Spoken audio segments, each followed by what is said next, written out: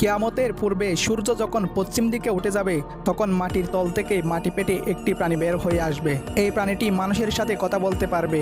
এই প্রাণীটির হাতে থাকবে মুসা আলাইহিসসালামের লাঠি এবং আঙ্গুলে থাকবে সুলাইমান আলাইহিসসালামের আংটি। এই প্রাণীটি বের হয়ে গোটা পৃথিবী ঘুরে বেড়াবে এবং তার হাতে থাকা সুলাইমান আলাইহিসসালামের আংটি দ্বারা যে সকল ব্যক্তি আল্লাহকে অস্বীকার করেছে তাদের কপালে কাফের লিখে দিবে এবং যারা আল্লাহর উপর ঈমান এনেছে তাদের কপালে মুমিন লিখে দিবে। সেই সময় পৃথিবীর অবস্থা এমন হবে যে একজন মুমিন আরেকজন মুমিনকে দেখে চিনতে পারবে এবং একজন কাফের আরেকজন কাফেরকে দেখে চিনতে পারবে।